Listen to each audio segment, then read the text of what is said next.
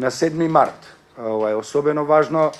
На 7 март имаме јавен собир на граѓаните и активистите за човекови права пред парламентот, пред Собранието на Република Македонија.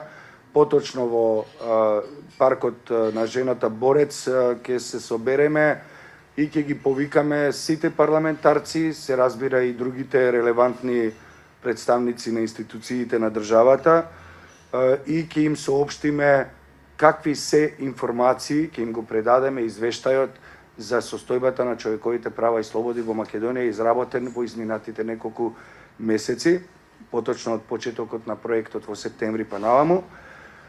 Ова е материјал, односно извештај кој на представниците на власта, на државата и на структурите на моќ во државата ќе им послужи како патоказ што граѓаните и граѓанките на Република Македонија мислат, чувствуваат, доживуваат, а секако и што бараат од нив.